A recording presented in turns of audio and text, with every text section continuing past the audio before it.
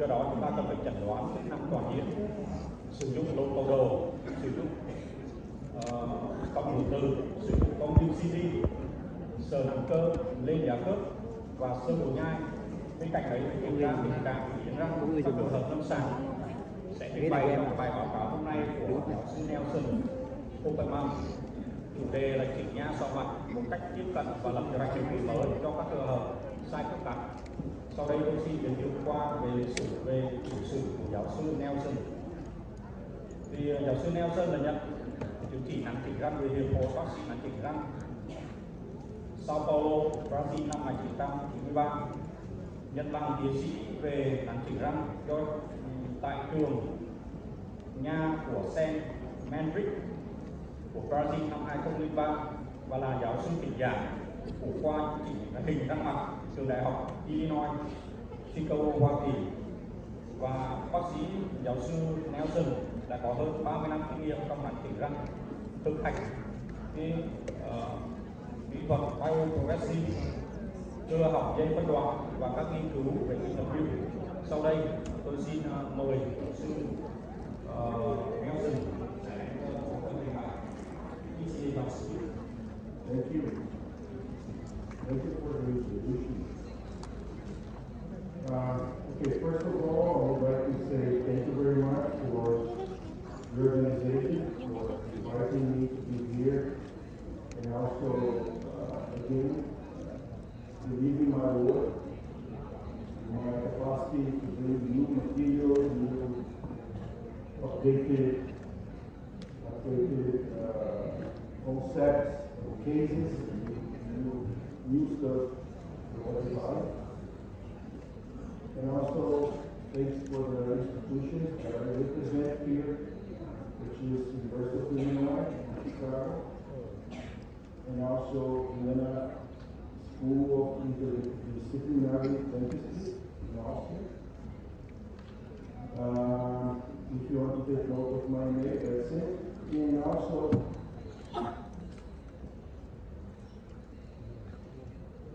I will make some pause because of the translation.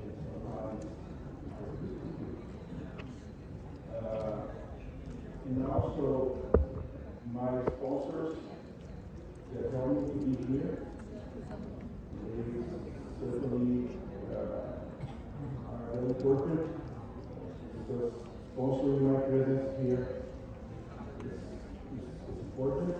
So I thank you very much. Anthony, Jacob, Mr. Jung is here, and also IMO in the United States. Okay, so my topic of today in this congress is to speak a little bit about, I have just 2 hours, so to speak a little bit about craniomandibular orthodontics. And basically, to start, I want to say something very important, especially for those beginners who starting in our endeavor to treat patients. And I know I'm here in Vietnam for more than 15 years, and I know the cases very well. It's not easy to keep these patients. Okay? The cases are very hard. So I want to bring here some concepts, some ideas, solutions for the patients. And I want to say before I start that you can only treat patients with concepts and never with techniques. Okay? So the most important thing you need to have in your mind when you treat the case or any problem in the office, that very hard case, you don't know solution, you don't know what to do. If you have concepts, you can do it. And you always have a solution for the patient problem. Once you understand concepts behind biology, physiology, okay? And understand the patient is a human being, is not only some piece inside the mouth. Okay? So based on this, don't be too much attracted for marketing for new concepts that just come without any background in science. Okay? So don't be seduced by those things. This is my suggestion. Okay? Especially because I also receive many hard cases in my office, and in many cases we are come to me after bad or say unsuccessful treatment from other offices, because I'm kind of a reference in my area, so people like me always stop by my office somehow. So I don't have easy cases as well.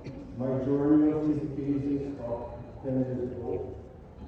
So I usually receive hard cases as well. But, you know, when I see these things, this is all cases that I receive in my office. Okay? So this kind of thing made me think in what direction our profession is going to. Okay? So because what is the concept behind of this kind of things?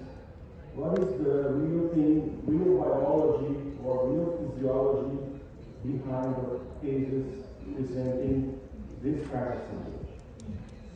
So, in fact, the patients itself are not that hard, but sometimes the dentists make the case become hard. So, this kind of thing, when I present in certain places, I call this a big phenomenon in orthodontics, because I see this everywhere. I call this a big phenomenon, and I call resinoma. Okay, what is resinoma? It's kind of resin they put on top of the crown anywhere, without any logic, without any study. It's just the intention to raise the bite anyway, and that's it. So I can hold the brackets, around the piece, and let's see what happens next. So certainly, what happens next is usually a big problem. Okay? So this is what happens. When the patient comes to me with this kind of things, the patient usually comes to me with full of trouble, EMD, orofacial pain, sometimes locked joint, sometimes the professional doesn't know what to do with next. And many of those patients come after 3, 4, 5 years of practice. So, if you have a case that you have more than 2 years under treatment, pay attention that you did something wrong. And what wrong? You did your fail in the diagnostic. Not in the technique, not in the process of changing the wire or moving or anything you want, ministry, whatever. This is not the technique problem. The problem is always behind the good diagnosis. So I will say to my students that all minute you spend, every minute you spend in good diagnostics, you save a lot of time in treatment. So waste your time diagnosing, waste your time doing a deep understanding of the patient problem. Okay? So from here, you can move. From here, you can do anything you want because you know the patient problem. But if you have a diagnostics in 5 minutes, which is now very popular in the United States, my students usually say to me that I cannot have more than 5 minutes to diagnose. How can you do a diagnosis in 5 minutes? Honestly, this is absolutely impossible. So that the direction of profession is going towards to a very dangerous place. And who's going to be the teacher to teach these guys later on and how to fix those problems? The population certainly suffers And this is the meaning of cranial mandibular orthodontics. Okay? So, these things are really scary. Okay? Really scary. Every time I receive this, it's totally nonsense. Okay? And the worst thing is that someone is teaching this to someone. Okay? So from there, we are taking this kind of information to do it. So I call this a traditional orthodontist. So I usually think to myself, so what is the meaning of the traditional orthodontist? Where we can get, what is we can extract from the traditional orthodontist? Basically, it's the problem like this. The traditional orthodontist is very limited in treat skeletal problems. Okay? So if the patient has a skeletal problem, the patient will stay with the same skeletal problem. Basically, the orthodontist is able to do a very nice camouflage, but is not able to change the skeletal image. It's very different. Okay? Another thing is to understand and to treat TMD simultaneously. Okay? So I recognize this in my office, and I tried to find a solution for my patients about 10 years ago, and I finally understood how can I treat simultaneously a skeletal problem, TMD, and also deliver to the patient a nice smile, which is usually they search for. So when the patients in TMD and all the patient pain, the first thing they want is to get out of the pain. But once you remove the pain, immediately the patient starts to concern about the aesthetic. Okay, they forget the pain because this is over. Now I need to deliver the aesthetic. So aesthetic must be inside the package. Okay, this is a treatment. It's not a cosmetic. So that's what I usually see as a big problem. So in here, I would say that treat the skeletal problem, treat the TMD is a big challenge in traditional orthodontics. Very big challenge. So I'm going to use this case example here that I received also in my office. Look at this. She came to my office like this. With a magnetic mandible, she's a beautiful girl. But someone did 4 bicuspid extraction. And she's still class 2. She's still skeletal class 2. Okay? She's still deep overdrive. So, what is the idea behind remove bicuspid? Is to find space, is to align the keys. So what is the idea behind a remove bicuspid? Are they supernumerary keys? So it's something that we can just remove and that's it. So sometimes I think they remove for bicuspid, they keep the class 2, they keep the overjet, so the patient didn't become anything better, okay? And crowding.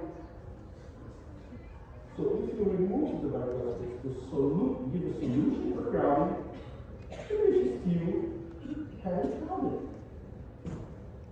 So it seems that the crowding problem is not exactly a presence of bicuspid in the mouth. So those things make me think a lot. Okay? That we are sometimes bringing patient problems as a destination in the first slide, instead to give patients a solution. Maybe it's better to don't go to the orthodontist. Because now I have 4 bicuspid less, and I still have the same problem. Okay? Another case example that I received for consultation from my students here in Vietnam.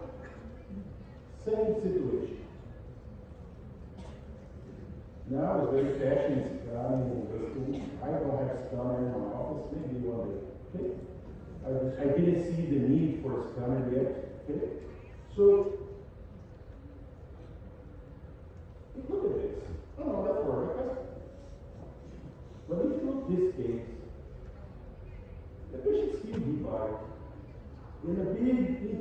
is not a second order. Big interference. What is the idea to remove that? It still has to do.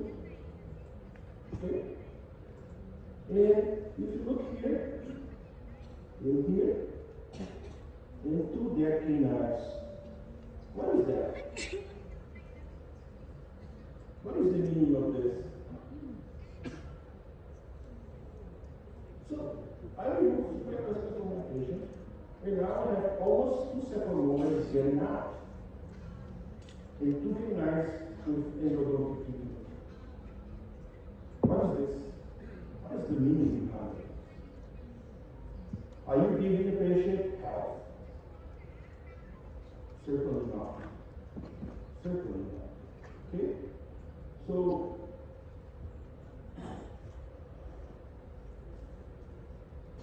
it's really difficult with the conventional style of orthodontics to give this kind of patient a solution. Okay?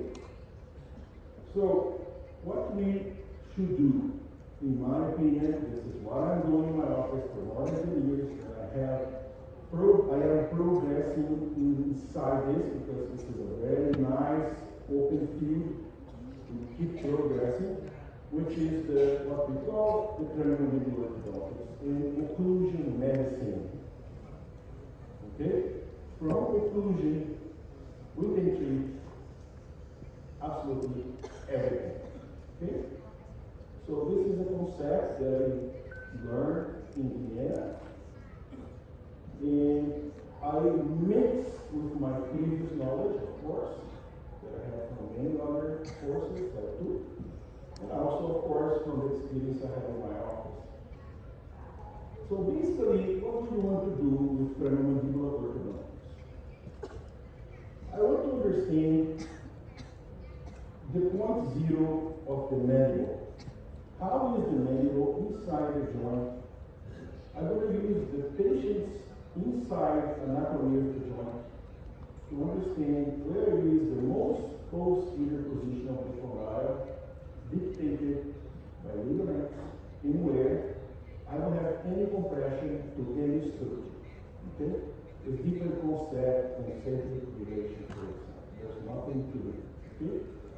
So from this position that we call reference position, this is where we have our feet.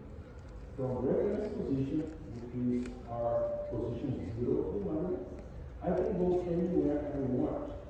Because I know that position, the condyle is centered, but without compression, 0 compression. Okay? I can end up my treatment in that position if I want. There is no problem. But for class 2s, mainly I need to move the mandible somewhere forward. Okay? This way, I go from reference position to a therapeutic position, and I will certainly need to replace the mandible in a new position. Okay? And that position, which I will design, must be a very comfortable position of the patient without any other patient pain. If the pain comes from the mandible, okay? Muscle pain, I mean. And also, no compression in the joint, no click, no blockage, no nothing. The patient feels absolutely comfortable with the mandible in that specific position. Okay? Once I have that, I need to develop my new occlusal system to maintain the mandible in that position that I designed during my diagnosis. Okay? So basically, when I know where is the ideal mandible position, it's just a matter to put the piece together and stabilize that position. Okay? So I have a very little chance to commit a mistake. I have a very little chance to give the patient a problem during my appointment. Then I need to really check whether I need to remove bicuspids, whether I need to distalize, expand, rotate, include, anything. Because I know now that position of the mandible for that particular patient is very comfortable. after that, you see a process of adaptation of the joint. The joint starts to adapt and remodel to stabilize that new position that we designed with the condyle position. Okay, the new movement of the mandible certainly changed the condyle from point A to point B. In that new position, with the occlusion and the working of the muscles, the patient can have a new remodeling of the joint. And at that moment, everything becomes stable and never relaxes. So, at the end, I am capable, because I changed the mandible space to the joint, to fix the skeletal and the TMD simultaneously, because I changed the condyle space the way I want. So, if only wires and brackets, you cannot do it. You cannot make this kind of change or this kind of plan. You can make good things for the patient, I absolutely understand. But if you want to be 100% precise in that position, you certainly need something else that only wires and brackets. So, behind of this meaning of what is cranial orthodontics, there's some concepts,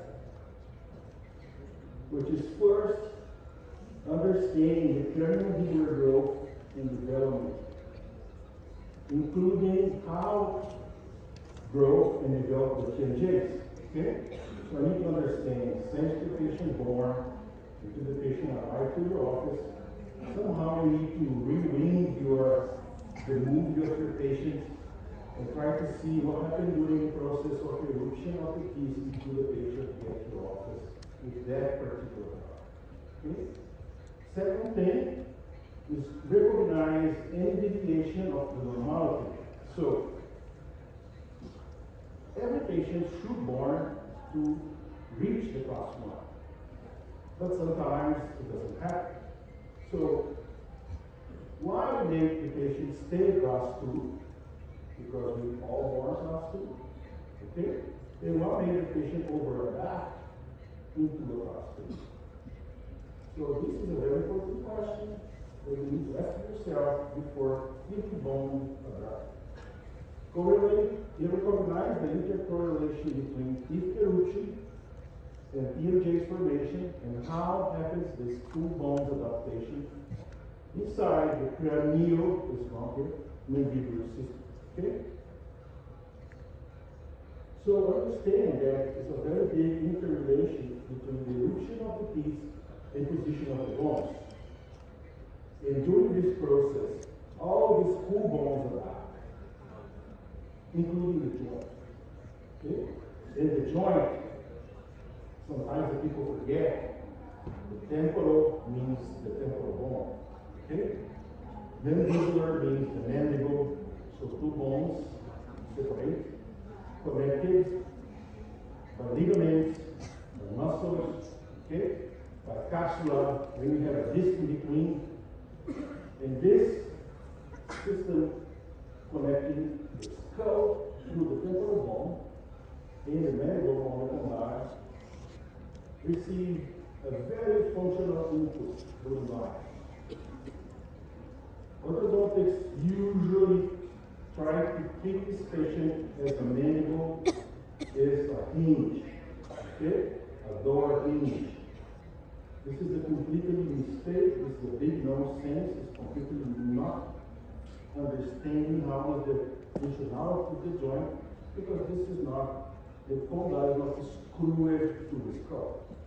Okay? It's very mobile. It's very capable to adapt. Okay? And the deep knowledge of occlusion. Why? Because once I finish and I locate the mandible position, I need to create a occlusal environment to maintain that position of operation. So it's goal always to the occlusion. Okay? So if your occlusion is not good, the mandible certainly will adapt into the new position. Sometimes good, sometimes bad. I just showed you two cases where the men were very adapted and what can cause to the periodontal, to the bones, and to the joints. So basically, what we have? We have a skull, maxilla, which is inside the skull, and the mandible. Okay? Now, what do we have here to analyze and to understand? First of all, I need to understand that we have a joint emanation. Okay? And this emanation is carved or developed during the eruption process. Because when we're born, we have no emanation. Okay? So our emanation is flat. So the height of the emanation is being developed during the occlusal change process with eruption, since the deciduous dentition, and end up when the canines come into the game, which is about 12 years old. So when we have canines, now the joint is fully established. Okay? So before 12, we have a lot to play with this. We can have a big chance to adapt the TMJ system the way we want. But once established, it creates an inclination of the joint that belongs to that particular patient. And for this inclination, which is a functional inclination, it's not really physical, okay, it's a functional inclination we call sagittal condylar inclination, SCI. And during the sagittal condylar inclination is the pathway where the mandible moves through the joint. Okay? And this inclination is fully responsible for the movement of the jaw in all directions. Another important thing to understand that we have the posterior facial height, which is the distance between the skull to the corner of the mandible. This distance gives me the posterior vertical dimension. It's completely related to condyle compression and decompression. Okay? It's totally connected to the vertical posterior dimension. Another important factor is based on the position of the joint in occlusion. We have a skeletal classification. The patient can be class 1, class 2, class 3, and this is all happening to the joint. Okay? So, the patient adapts the mandible according to the occlusal system. So the vertical anterior dimension, which is another vertical dimension that we can measure from XI to anterior nasal spine and XI to PM, gives me what we call lower facial height. And inside the lower facial height, we need to put the piece. So imagine with me, if I have an environment which is the lower facial height is very short, how can I accommodate the teeth? It's very difficult to have the teeth position without occlusion because the environment is too small. Okay? But once I have a very open vertical dimension, I can have the open right, and there's a tendency to compensate the open right with the common incisors because I have a lot of facial dimension. Some cases not, some cases yes. Okay? So this oral space, okay, intra-oral space is the way we're going to adapt and place the piece inside. But the vertical anterior dimension is absolutely connected to the vertical posterior dimension. Both together is responsible to compress or decompress the joint and replace the mandible rotation on the anterior portion. Now, I need to put the piece in where? Okay? So based on the decompression or compression of the joint, I can play with the vertical posterior dimension. Then I can adjust the occlusal plane according to the, let's say, the decompression that I want on the joint. So this is a very important concept that I will create now a retroalveolar compensation to maintain the joint in the position that I want. Okay. After that, let's put the teeth. Incisors in a very good incisors angle to facilitate the mandible function forward. Okay. And the posterior piece, which is very important to stabilize the condyle vertically. Okay? So the vertical, let's say, height of the posterior dentition is responsible to compress or decompress the joint. So the more posterior the piece, the more capacity you can use to decompress the joint. Second molar is closer to the joint than the first molar. Okay? Bicuspid is another area which is more pivot area. Canines, there's nothing to do with occlusion inside as well. So the more posterior the piece, better I can decompress the joint. And I will locate the curved speed and curved Wilson. Because I'm looking here from the side, so I can only talk about curved speed. And curved speed is very important for masticatory efficiency. Okay? There's no occlusal plane which is absolutely straight. So our occlusal system is made by curves. Okay? The speed curve, the Wilson curve, and every single element is placed in a different angulation. Okay? All the occlusal systems are made by curves. Looking at this as a straight line, deep into points, but the whole system is a curve. Great. So, into orthodontic or prosthodontic treatment, implant, whatever you want to do to your patient, you need to understand this correlation. It's very important to understand that we have lower facial height connected with posterior facial height, and I need to place the vertical dimension according to what I want to do to the joint. It's completely connected to the sagittal-condylar inclination. Okay? Great. So now you understand that the mandible position must pass through the joint. So as I have to adapt to the joint, if I don't know the inclination of the joint, I am in very risk to place compression to the condyle against the emanation fluid. Okay?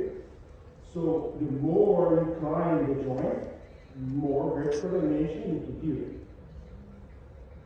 Because you have the emanation to overcome. Okay? In order to place the mandible fluid. And you guys, you immediately go to the office now. And you can tell me if the low angle class 2s, the very rapid facial patients, are harder or not to place the mandible for. Absolutely yes. And why? Because usually the mental condyle in the is very steep. It's difficult to replace the mandible. So these patients need a lot of decompression of the joint to maintain the mandible anterior space. So in case you need to replace the mandible anterior, this is a big part. So now I place the ideal position of the teeth, and I will make now my final planning. I will put this bracket, this wire, this whatever you want to do. If you want to do crowns, if you want to do rehabilitation, if you want to put implant, this is the same concept. The patient is the same no matter the specialty you have. So we need to talk exactly the same language, prosthodontics, orthodontics, implantology. Okay? It means that it seems sometimes that those specialties are totally out of dentistry, orthodontics live in a different world, which is not true. So we need to cooperate with each other. Great. So what should I use to make a good diagnostics? What should I do? What kind of material, what kind of instrument I have to have in hand in order to perform a great diagnosis? Now we have a very nice image systems, for example, magnetic resonance combi CT, volumetric CT. We have combine. We have many nice materials for image. But if you don't understand how to use this image, this is something nice, but how can I use this image to diagnose my patient? This is something else. Plus, should I use articulators? Should I use and understand posture? Should I understand muscles? Should I understand the patient's alive and breathing? So the clinical examination is very important. So these things must be very well organized and very well analyzed in a logical sequence. So what is the good logical sequence to do? So it's the diagnostics. So I need to organize this sequence. So basically when a patient comes, I usually need to do and observe the clinical details plus muscles and TMJ palpation. If you don't touch your patient, how can you understand the patient problem? Okay? The muscles talk to you where it is the problem. After that, I go to my x-rays and I do my tracings, but you need to connect what you see in the clinic to what you see in the x-rays. Otherwise, the x-ray will be nothing. Okay? And if possible, mount your case in articulators. Understand the reference position that you use in order to see the patient's problem, dig in. The best way is to use articulators. Okay? Third, understand where is the point zero of the mandible, so I can from that point move to anywhere I want.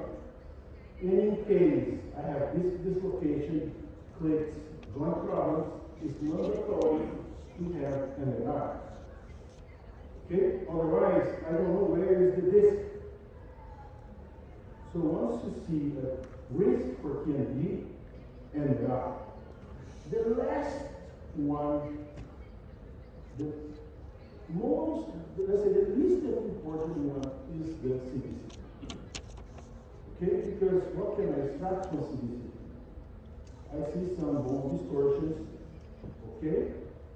The bone is just a bone. What is more important in the system is the neuromuscular system, nerves, vessels, muscles, and occlusions. Okay? So, what you see in the CBCT is just a consequence of what's happening to the patient. But how to treat, certainly you're not going to go through the CBCT. Certainly goes to your diagnostics of occlusion, muscle palpation, functional input of your patient, and understand the case mounted in articulators. Okay? So this is a functional aspect. So pay attention to what the system is telling you. If you have vertical problems, lack of erection or excess of erection. If you have, especially in the lower arch, mesotipping of the system or the depletion of mesotipping. If I see crowding, if I see any other factor, for example, failed health problems, abrasions, obstructions, all those things count. Okay? For example, this little kid, he came to my office at 7 years old. So what can we extract from this picture, for example? A very thick labor frame. What is the meaning of thick labor frame? Okay? Both frames are also very evident. No incisors crowding, and very poor posterior elution, so you can see there's no vertical. The crown, the clinical crown is not shown very well for a 7 years old kid. So all those things tell me that certainly this patient is with a lack of vertical elevation. Okay? Because dental velar problem is completely linked to the vertical elevation. So we need to give this patient a chance to increase the vertical elevation. crowding certainly is adaptation of the system to maintain the mandibal flow. So when you see crowding, it's not a bad thing. It's a good thing. It's the way the patient can adapt his mandible clearly without having anything to do as best as possible. So when I go to X-rays, especially panoramic, I would like to see how is the mesotyping of the posterior segment. So you can see clearly that this side here is more mesotypic than the other side. Okay? And also, I can see here that overluxation is happening especially on the circummolar. So we have two sides in different heights and different inclination. Okay? And also here I see a joint compression. The shape here is not so good. Sometimes panoramic, of course, not the ideal X-ray to observe this, but it shows you something. You can go deeper to analyze in other images. Okay? On the other side is the same stuff. Here is worse because of this super mesotypic overluxation. So when I see frontal pictures, what should I pay attention to? I should pay attention to the deviation of the chin. Okay? And you see that the same thing happened in the frontal X-ray. So correlate what you see in the frontal X-ray, what you see clinically. Okay? Observe the spine inclination, the cervical spine inclination. If the patient is tilted, okay, you can see both in the frontal picture and the X-ray. So this is something that the patient is really postural. Check inclination of what? Check inclination of temporal bone. We have totally different temporal bones here, left and right side. Okay? You can see the reflection of this on the inclination for ears. So one ear is more typically inclined outside than the other. And the ear follows the inclination of the temporal bone. So why is she so asymmetric? Because the occlusal system is in different heights, left and right side. Okay? So different height here and here. So we have occlusal plane ended in the frontal aspect, like this. Great. So like let's see. Overall, not talking about tracing here. So I can check. Sorry, I pressed the wrong button. I can check here the inclination of the posterior occlusal plane, okay, which is correlated to the panoramic. And you can see the amount of elution that you have to the posterior segment. You can correlate to the mandibular plane. So all those factors shows you a lot, we talk a lot about the vertical dimension, posterior. And here is like a summary of everything we talked, which is the posterior vertical dimension to the occlusal plane, this P curve, okay, inclination of the lower incisor to the joint, and what we call the axis orbital plane. This, which is a little bit different than Frankfurt reference. So in blue, we see Frankfurt reference, and in green, what we call the axis orbital. And we need to correlate this to the anterior vertical dimension and the posterior vertical dimension. Great. Now we are ready to understand that these things can be a factor to be programmed in our treatment plan, but also inside the mouth we have many signals of overload. So all those factors are absolutely linked to overload of your occlusal system. For example, this kind of abstraction here or destruction is not normal. Okay? It's not normal. There's something wrong with the occlusal system. Super shiny restorations, abrasions, or certain bone losses. This is all linked to interference on the occlusal system. This interference is happening in function. Never analyze the occlusal system as static. Okay? We need to analyze the occlusal system in function, work. Okay? For that, it's so easy to do if I use articulators, because they kind of reproduce to us and simulate to us what's going on to the cranial nervous system. Okay?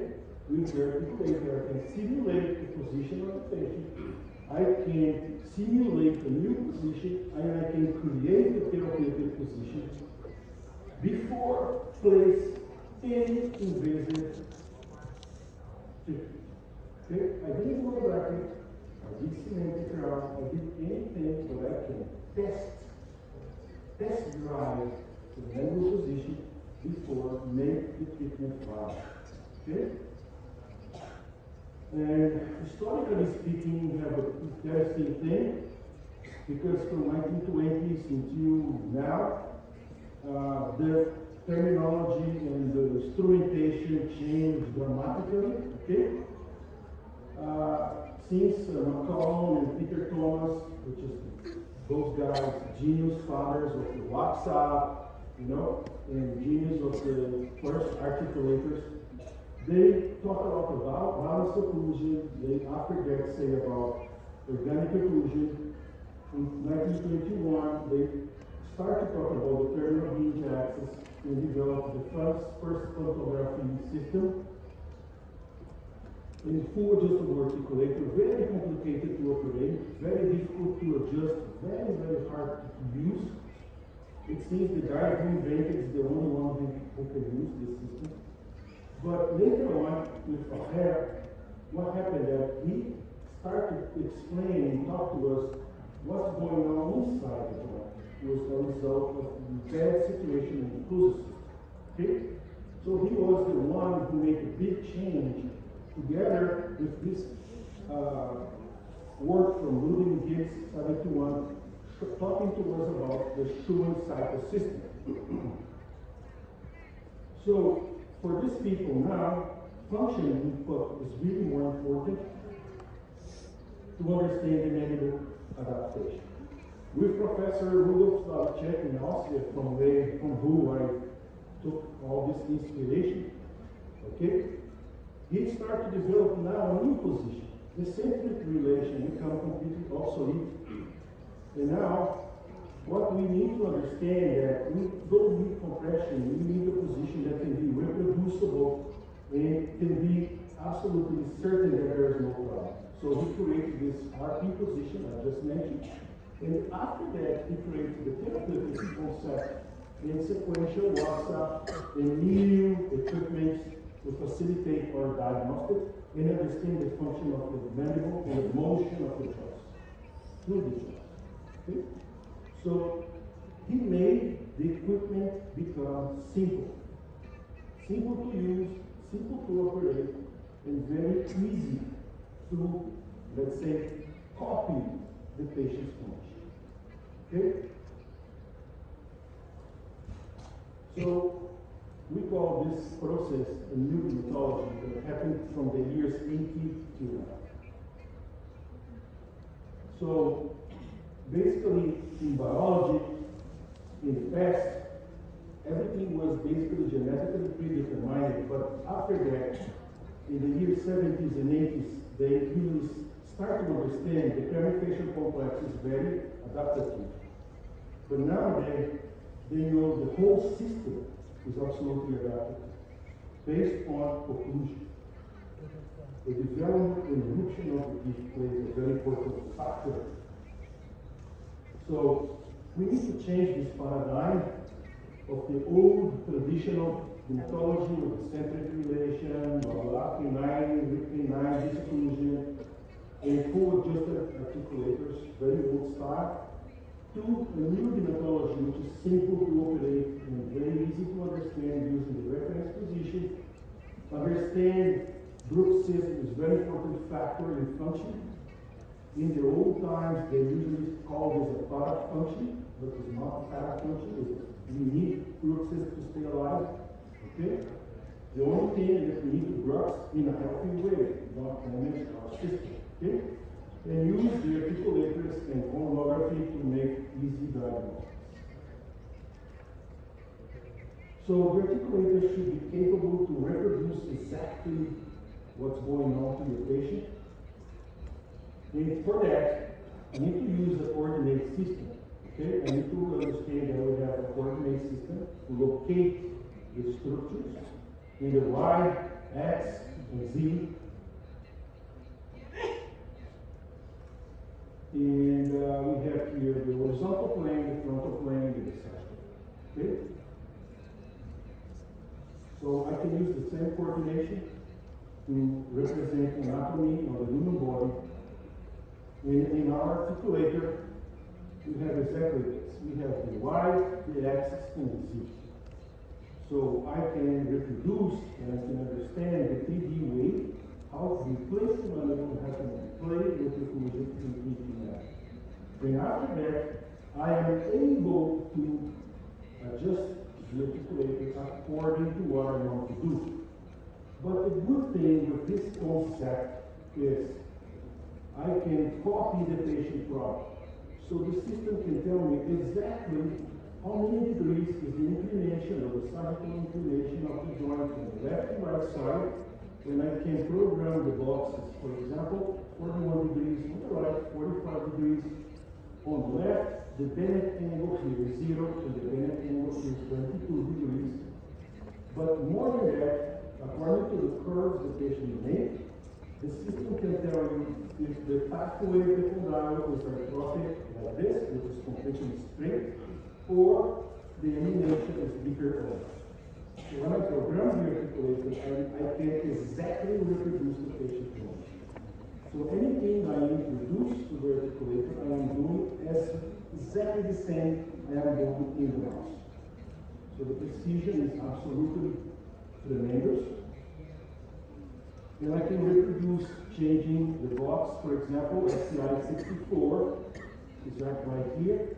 Or I can change for new position, and if I want to decompress 0.3 millimeters, I'm talking here tens of millimeters.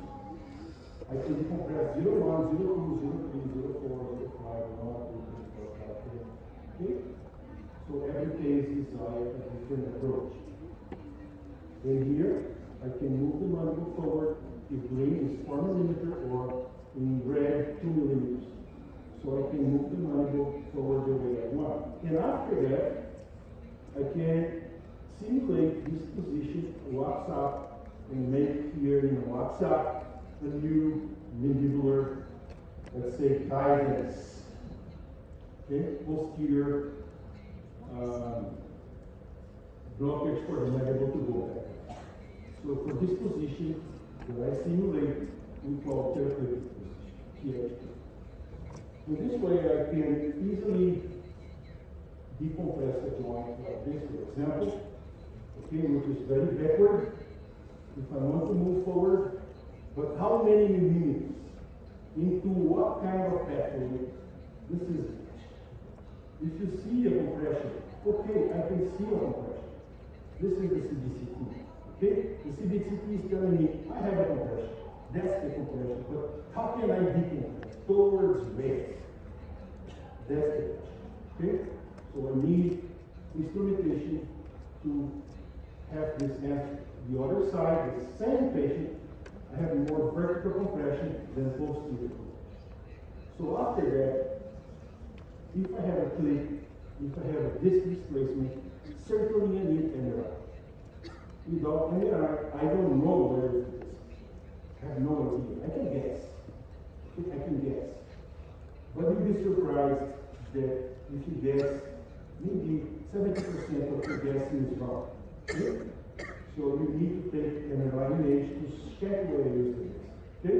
And understand that the normal disc to the joint is exactly this picture at 12 o'clock, in where the left side here is the laminar zone, the retroarticular tissue, and the disc is in front of the condyle exactly the way you see it. Okay? This is for a normal, let's say, mesofacial patient. When the patient is a little bit high, long face, and the inclination of the joint is a little bit flatter, the disc tends to stay a little bit backward, which is a normal position for this kind of facial topic. When this patient is very device, the disc is usually sliding anteriorly like this, and this is normal. Okay, sometimes the radiologist can tell you the disc is displaced, but it's not. Okay? Because radiologists, these are the medical doctors, they don't understand this kind of stuff. Okay? So you need to have this in your mind. You need to understand the concept. After, how can I really understand? If I use this equipment gives me exactly those numbers that I was telling you. How many degrees of the fossa, how many millimeters I have to click, how many degrees I can really decompress the joint and so on. I don't have time to go so deep here, but basically I have those curves that can talk to me a lot. What kind of joint the patient has and what kind of movement. Plus, at the end, mount my models in a precise position according to this kind of position. Where is the SCI of the patient and how the pathway of the mandible according to the coordinate system. In this way, I can see, for example, in green, which is the axis orbital plane, that the condylar things do compare to what we have left and right. Okay? So two different inclinations. So I have one axis orbital plane for the left, one axis orbital plane for the right side. I can use that reference to my tracing. So I can also put the inclination of the joint inside my tracing, and I can make my cyclometric analysis based on the inclination of the joint. So all those cyclometric factors are adapted to the patient joint condition. Okay? So after that, I am able to simulate a VTO position for the mandible according to the cyclometric and the joint inclination. So now I have a super precision position to design my plan. And this way, it's kind of art of navigation. If I know where I am, okay, I know where I can go. So this is basic in navigation. If I want to go somewhere, first thing that I need to know is where I am. Okay? If I want to go from this position that I am now to sidewalk, first thing that I should know is where I am. What is my coordinate system to tell me where I am? Now I can understand where is sidewalk. But if I don't know where I am, I cannot go anywhere. My GPS becomes lost. Okay? So my coordinate system fail completely. The Professor Videc was a very great sail guy. He has his own boat. So he always correlates this to the sailing. And if you know where you are, it's easy to define where you are going. So my diagnostics pass through therapeutic position, compensatory mechanism that I will create, and compensatory mechanism can be articular compensation, can be vertical compensation, or just a ventral compensation. Okay? Wonderful. I must know the mobility of the joints and understand the mandible is a unique bone. Everything you do on the right side certainly happens something on the left. It's impossible to move only the right side. Always the left side, you also move.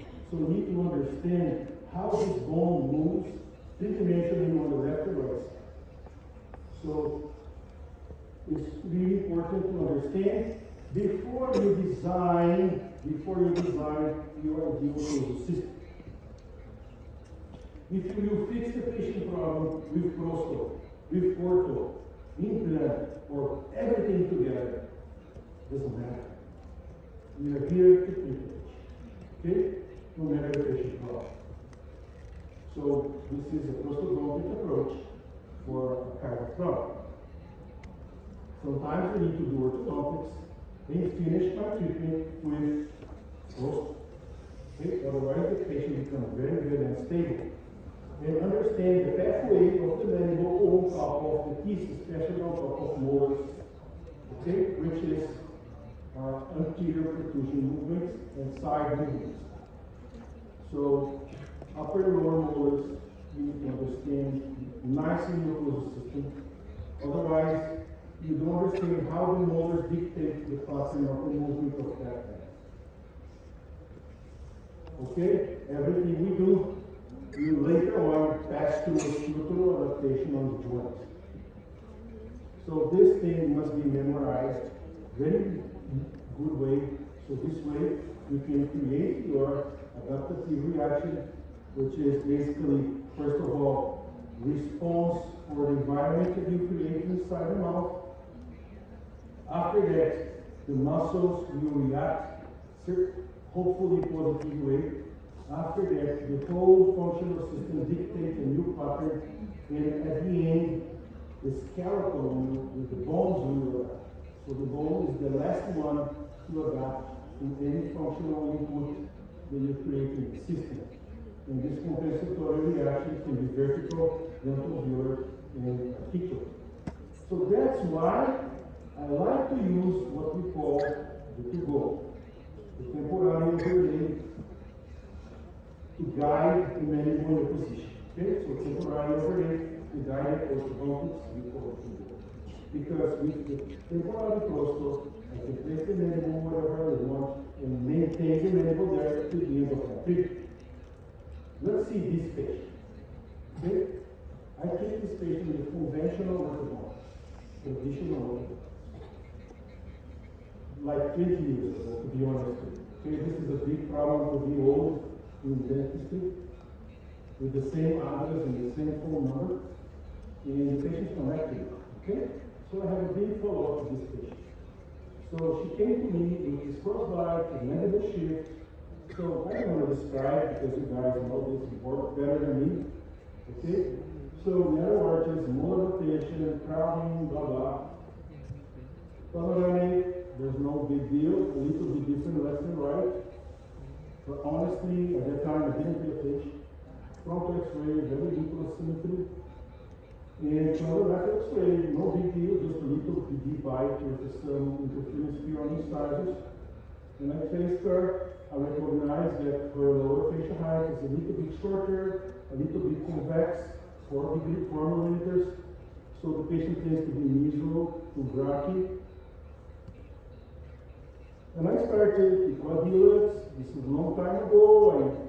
I was just observing the narrowing of the maxilla. Okay, so I expand, I rotate the molars. This is after I expanded the rotate. I think I did a good job here, so it's nice.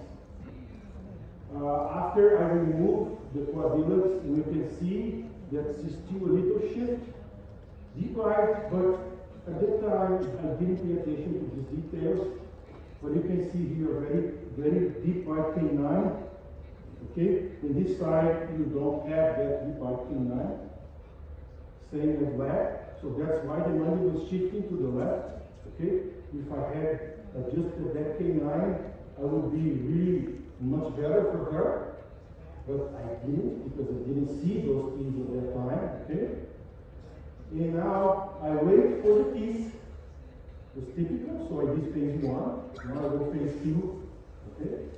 So the mandible itself adjusts because she ground up the canine herself. It was not me. Okay? And okay, let's put some brackets. This is her face at the moment. Really much better. She's very happy lady. Nice smile. I will have some audio with this slides. Okay. Panoramic. I can see everything is doing good. There's no big things here to mention. Front X-ray, everything is okay. Septum is very aligned. The nasal cavity floor very okay. So there's no signal here of asymmetry. She's doing good. Before, after. And now, after I finish her bracket phase, I finish the case like this. Okay? This is 2013. I think I did good.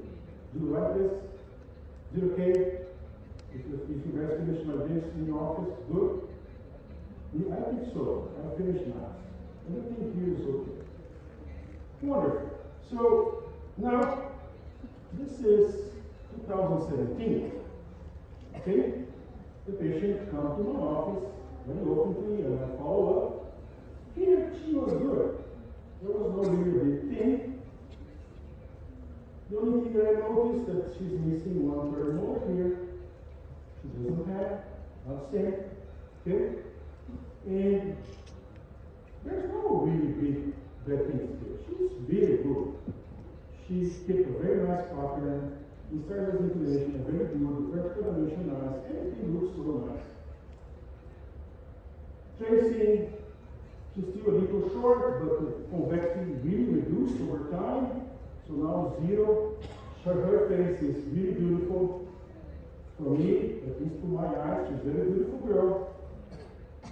Okay, and her smile, absolutely gorgeous. I have no problem. Okay, this is 2017, which is 4 years after. But now she came to my office again in 2021, about 8 years after. Okay, and her smile is still very beautiful. Okay, in terms of conclusion, I see no change. Absolutely stable. Absolutely stable. No problem. Okay? Panoramic, I see no big problems. It's everything okay. Front X-ray, no really big deal. Left X-ray, she's still very stable, very beautiful, no change. This is almost 10 years after. But if I go to a congress and show you all of this sequence, you're going to say, oh, doctor, you're so good, huh? 10 years stable. But she has this problem. I cannot hear the sound. Let me see if I can. There's a big, loud click on her right, and she cannot open straight. Anyway, it's not reproducing the sound, but I can make the sound for it. Clap! Clap! It's very loud. Super loud. And now, what should I do? Everything's so beautiful. I can see anything in the X-rays. In her bosom, everything okay. What can I do for helping her? And she comes to me and says, doctor, I only believe in you to keep you. What can you do to help me? If you see her bite, midline is totally matching. There's no evident problem. But when I take her MRI, the disc is in front, on the right side. Totally in front. And you can see the disc is bent. When she opened, the disc folded. When she pushed more to open, the disc slide back and you see a very large hole. So, if I only move the mandible forward, I will just push the disc forward. How can I catch back the disc? The only way is to give her extra vertical damage. So the disc can go on top of the cone. Just move forward is not enough. But to get the idea of vertical dimension, I need to know for SDI. Otherwise, I don't know if I will compress or not. So we need to extrude the condyle following her normal pathway. if I incline the joint a little bit up or a little bit back, I don't catch the disc. So when I mount her case, sorry for the quality of my model, this is on the pandemic. There was no plaster in Brazil. It's the only one that we have. Okay, it's terrible at home. And after this is her RP position, I see that she has interference on this canine here. Very aggressive interference. When she bites, that's the canine, and the mother was right back a little bit. But as she's not having full speed fossa, she compressed the joint 1 or 2 millimeters, which is enough to lose the disc. It's enough to lose the disc. Plus a little bit back level, that's it. So I need to simulate to her a new position. Okay? Adjust her mandible in vertical according to the SCI. And now we have here this gap. So what is the meaning of this gap? This is the amount that I need to adjust her vertical dimension. So I need to fulfill this gap with anything you want. If you're going to use brackets and wires, okay, but it's not super precise. Okay? What do I need to be super precise? Is to put a temporary prosthodontic to her. If I put an overlay here, I will exactly match with her needs. Okay? Exactly match. So I can combine prosthodontic and orthodontic to deliver to her this dimension that she needs to stop the clip. Then I bump here the overlay, and I make her now an utility arch to help me to extrude and maintain the position that overlay is dictating. After that, I can stop by on my caskets a new overlay to maintain the anterior-posterior position in a second moment. And now, no more clip. And she can open and close free. So if I don't have this instrument, if I don't have this concept, how can I treat this thing? We understand everything was so good. Scalpel picking, x-rays, her smile, occlusion, very stable over the years, but in the long range, she lost her vertical range. Then I need to regain her vertical range. So you can mount her case as many times as you want to refine, and this is her finishing stage. So it's just a matter now to put the molars here, because now my custom is holding her, and I remove the posterior overlay.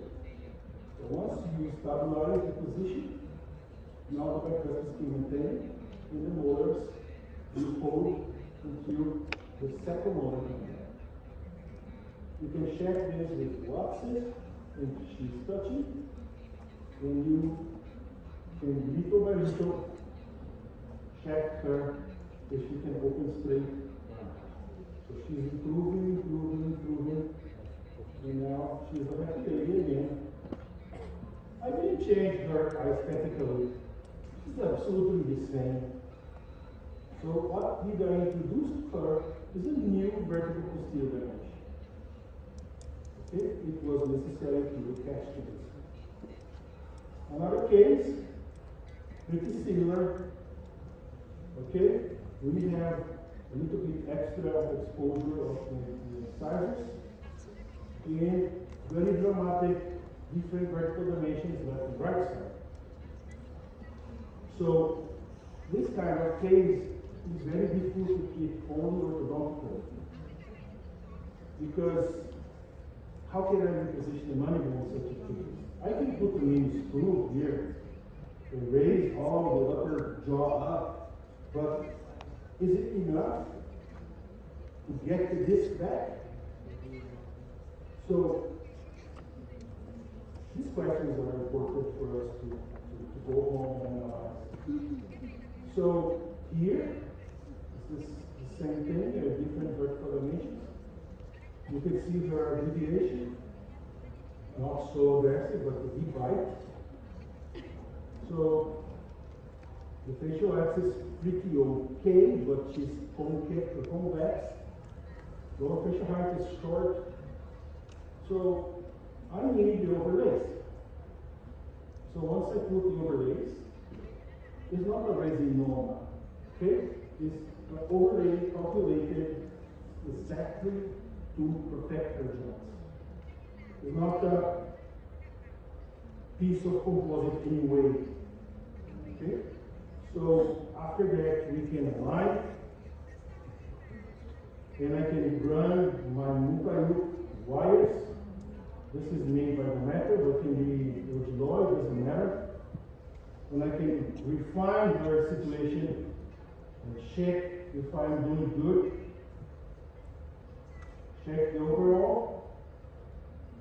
And from inside, which is the aspect that we should analyze occlusion. Okay? Occlusion must be observed from inside, not from outside. Outside means absolutely nothing. Okay? Occlusion is cuspid fossa. And I can only see cuspid fossa from inside. This is why I usually need to mount. Otherwise, I cannot see this relation. And here, I build up a new overlay for her. Reconstruct her vertical dimension a second time. Now, she was adapting when I placed. This is the day I placed. And after that, I made my wires to extrude the posterior dentition. I stopped the mandible with the anterior bicuspid overlay. And after I put the molars in position, the molars are coming here. I can remove the brackets and finish brackets. So after that, I can check her before, after. So the planes are very parallel, very good. Then I fixed her vertical dimension very close to 46, reduced the convexity to 2. Okay? So I achieved my goals with my treatments. And more than that, this is a follow-up of her. Now, about if I'm not wrong, 2 years after. This is the sequence of mandibular repositioning. In her face, with much better smile, but more than everything, is her health, joint, and health system. Okay? This hermeneutic will certainly forward, if you can see before. This is a colleague, is a dentist, my student in Brazil. He came to my courses and he said, I would ask, who here has a kidney? He was the first one. He came to me and he said, oh Nelson, I have a very big problem with my joint and I need someone to help me. And this is his smile. You can see the midline very off. Okay? And you can look here, many bad signals of overload. So when you get patients a little bit aged, okay, you see more problems. Obstructions, fractures, overlays, okay, veneers, root canal, implant, okay? This is normal. So veneers, look at these big restorations he had in the cervical lesions here, here, fracture lines here, and here, and here. So this is all signals of overload. This system is totally stressed. Okay? Totally stressed. You can see that how her restoration is very shiny because he drugs. He's super drugs. Okay?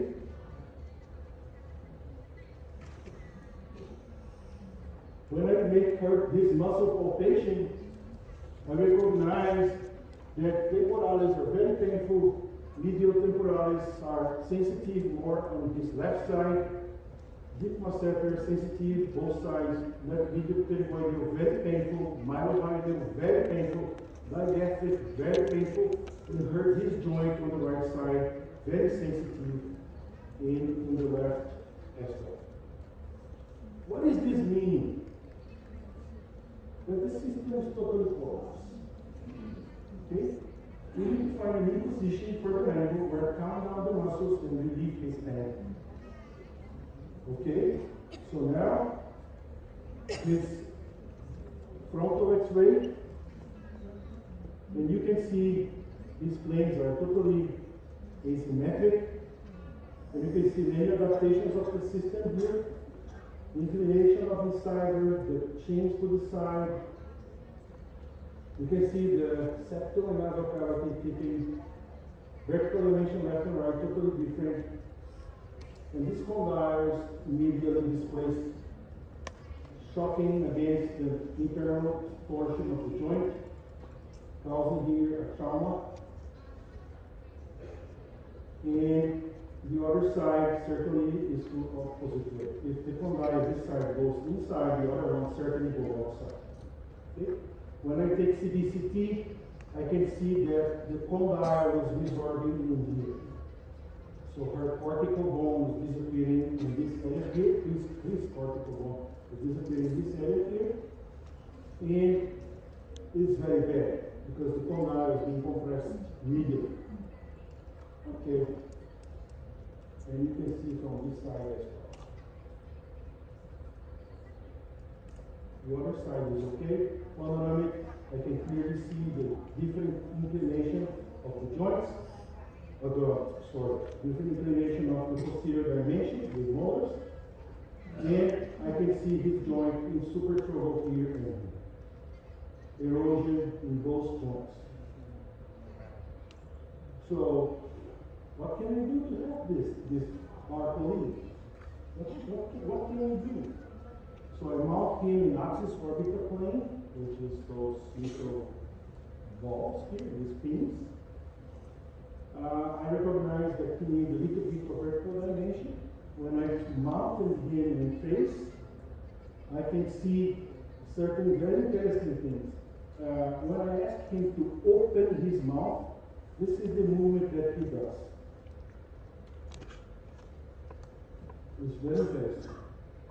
To protrude, he opened his mouth. He cannot protrude straight. He can only open and protrude. Why this is happening? Because the incisors are so interference, so big interference, that he avoids that contact. So it's an unconscious movement. So if I ask the patient with a severe interference on incisors to protrude, he will certainly open before protrude. And I mount his case with the same reference plane, and I can see that the deviation of the joint is about ½ millimeter to the center. This is what causes him a compression. Okay? His lines are exactly the same. When I compress the joint, it exaggerates a little bit more to 1 millimeter his compression to the joint on the medial portion of the right joint. So after that, I mount his case with 6 millimeter of pin to get the 45 degrees of lower patient height. And I simulate with the VTO. I place the mandible in the position that I desire at 46, and I can see that I certainly need for him a big change on the vertical dimension. So this is the molar time 1. This is the VTO molar in back. So this distance, I need to raise this posterior vertical dimension. After that, I simulate with the articulator this new position, and you can see here this gap must be reconstructed. Okay? Can I do this with orthodontics only? Certainly not. Certainly not. I definitely need prosthodontics. Okay? So, but I was very curious. I was very curious to understand why his mandible was shifting immediately on the y-axis. Okay, on the y-axis. So I play with the articulator. So you can simulate that contact here as well. So you can see that he's only touching this bicuspid. And this bicuspid makes his condyle both against the both against the internal portion of it. So if you play on the y-axis, you can see where is the interference. If you go on the simple brackets here, this is easily be treated, but to fix his vertical animation, I need first. So simple orthodontic treatment for him is more than okay, but later on, prosthodontic rehabilitation. So ortho is must walk together. So with this articulator, I can play on the y-axis on tenths of millimeter. And I create and simulate for him a splint, therapeutic splint, for exactly the position that I planned. After that, I asked him to take new x-rays using this splint. And you can see that his face dramatically changed just before the splint. And you can see the vertical animation that the splint is creating for him. And the joint can vertically displace down to a new position. And if I trace his case again, I reach the 46, 47 degree, exactly my forecast VTO. Okay? And now I reduce his convexity to 0.3. And this is my plan. Okay? This is before the splint, and this is the patient with the splint. And now I take a new frontal X-ray with the splint, and now the condyle is centered exactly in the position that I want. So this is my test drive. My splint is just to test drive my plan. So before, this is after, and this is before after. And you can see clinically, evidentially, how his face changed and his posture changed dramatically with the splint in position. Okay? So it's not only about the joint, it's about his posture, his neck, his shoulder, his everything. Okay? And now you can see from the side, a new head posture and a new, completely new mandible displacement. This is the before after, and you can see his wrinkles disappear later. Even his wrinkles disappear because we gave him a new vertical dimension. Okay? You don't need Botox, sometimes you need just a new vertical dimension. So, class 2 has a strong commitment with the TMD. And your patients now are more and more class 2s. So the appearance of class 2s in the office is increasing a lot. So certainly your TMD cases will also increase. It's automatically connected. If class 2s is raising, TMD is going to raise as well. We need to be prepared to treat these patients. Okay? Because there's a connection between the CMS, the TMJs, muscles, neuromuscular system, and occlusion and articulation. So this is completely connected. We cannot do anything. So what I created to go was to do exactly what the split did for this previous patient, but fixed. Okay, fixed. There is nothing to remove to eat. There's nothing to remove anything. But with the overlays is a splint fixed. Okay, it's the same concept. Everything, every information is in the splint, is also in the tooth to the overlay. So it's the same thing. So I designed this system together to my colleagues. Dr. Ovando, he will be with us in November here in Hanoi. In my to-go courses, I will start to teach to-go for Hanoi students. Because I love Hanoi, okay? And I will start here first, and I will bring Dr. Ovando, and Miguel and Alejandra in the future, certainly, because he's prosthodontist. So I want to combine prosto-ortho And Miguel is another orthodontist. So I think it's better to bring the close to God, and we can make this very nice course for either prosto and orthodontist, so both specialists. So we need to know the sagittal consular inclination. For example, this is a sagittal consular inclination of 44 degrees, and this is sagittal consular inclination 29 degrees. So where should I put my vertical herniation? Where should I put the condyle? Okay? If I do just a very quick, very simple explanation. If I put the condyle under or below the curve, I decompress the joint. If I put the condyle on top of the curve, I compress the joint. So I don't want to compress.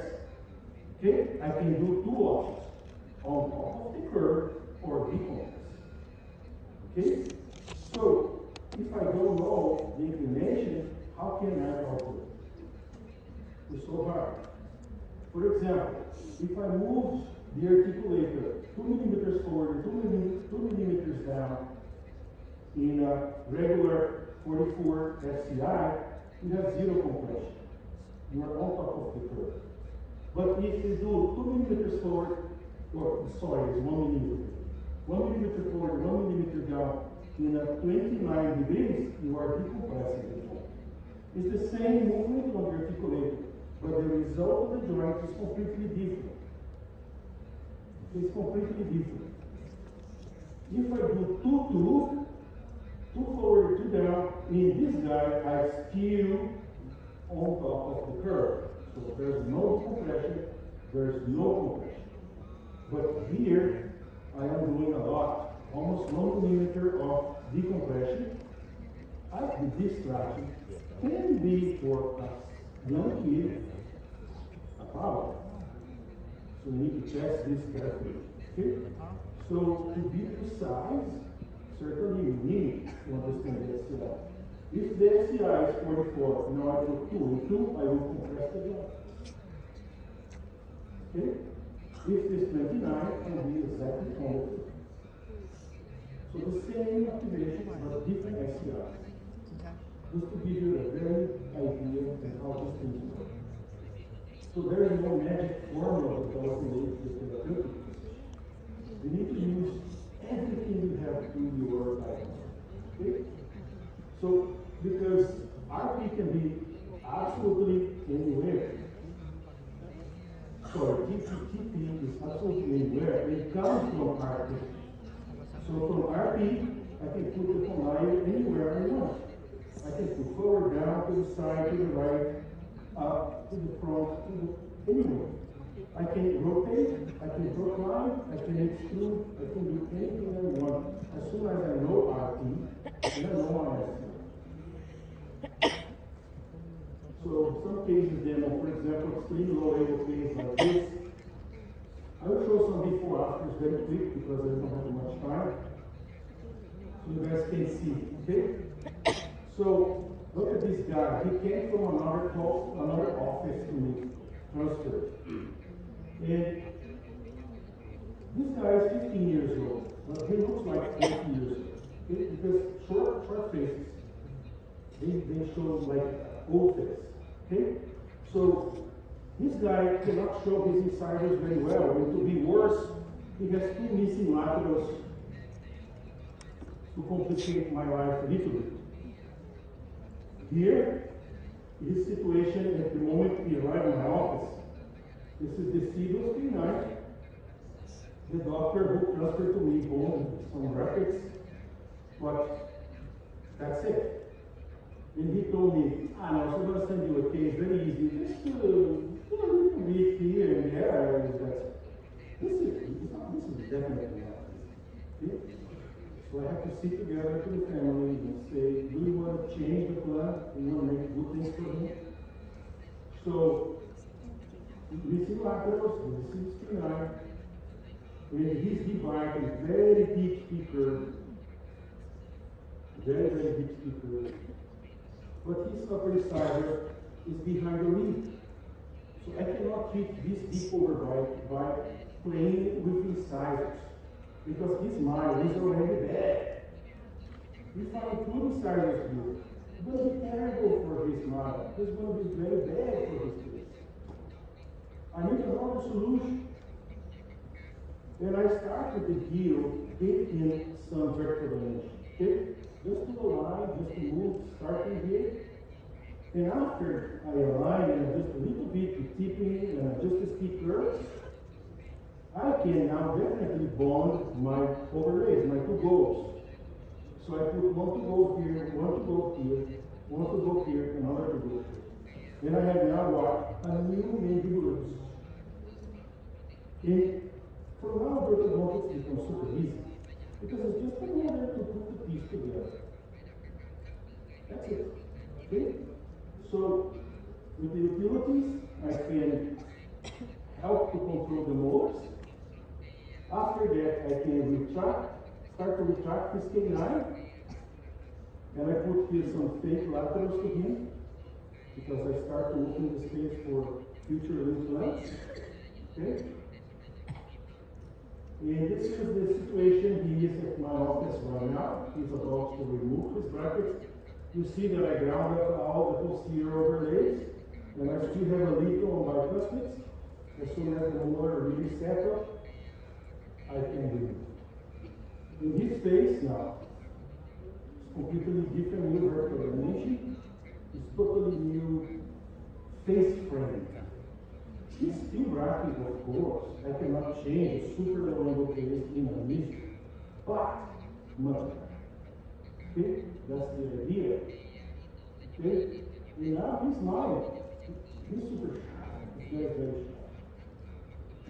And opening the spaces, I just need a little bit more here on this canine. And look at his new condition. The before and after, so the fusion plane, the straight is better aligned, but I didn't change his vertical anterior dimension. I changed the posterior condition. So we changed from here to here. And he looks younger now, in fact, but he's 2 years old. And he's 18 in his profile. Really much.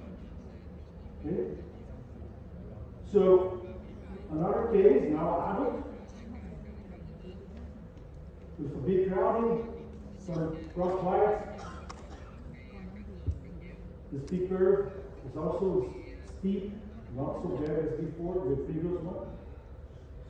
When he smiles at the end, when I remove his brackets, with the same concept, okay? You can finish like this.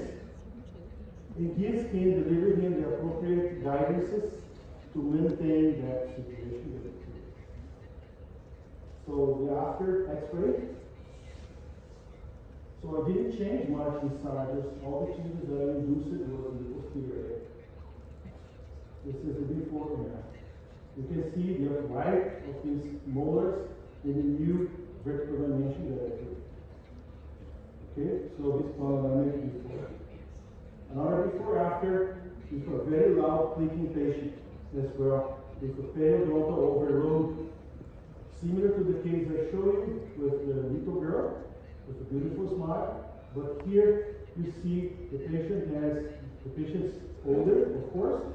You can see now the periodontal is already starting to suffer bone losses.